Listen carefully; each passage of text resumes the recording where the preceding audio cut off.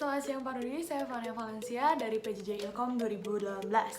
Pada hari ini Fania akan menjelaskan bagaimana tentang karya penebusan Kristus dan penerapan keselamatan di dalam kehidupan sehari-hari.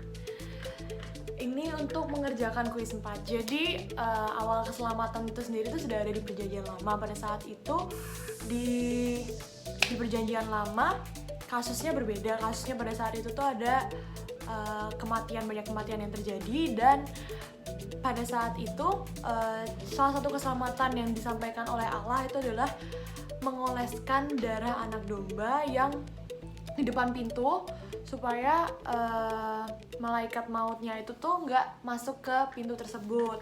Itu pada saat Perjanjian Lama. Di Perjanjian Lama itu kan pakai darah anak domba, dioleskan di depan pintu supaya malaikat maut itu tidak masuk ke rumah setiap umat yang percaya kepada Allah.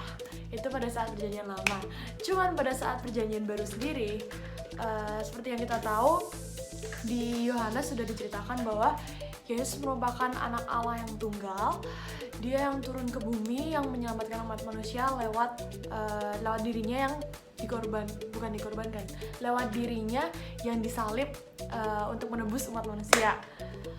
Nah, jadi awal Yesus turun ke bumi itu aja udah banyak mujizat yang terjadi, dan juga firman yang disampaikan pun juga benar-benar nyata dalam kehidupan manusia. Lewat dia menyelamatkan banyak orang, membangkitkan orang mati, terus membagikan dari 5 roti dan 2 ikan jadi banyak, dan banyak banget mujizat yang terjadi untuk umat manusia sendiri. Dan memang sudah tertulis dalam Alkitab bahwa Yesus sendiri itu akan mengorbankan dirinya sesuai dengan firman yang disampaikan bahwa dia akan berkorban untuk manusia, untuk menebus umat manusia. Pada akhirnya Yesus sendiri akhirnya disalib dan dia akhirnya mati.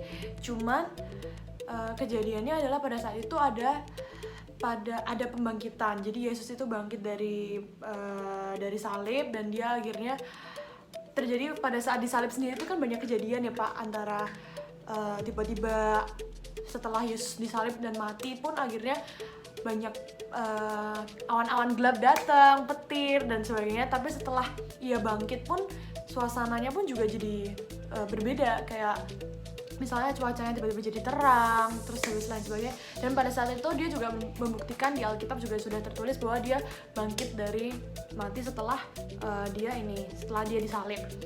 Dan tentunya di Perjanjian Baru sendiri disampaikan bahwa oleh karena dia kita diselamatkan.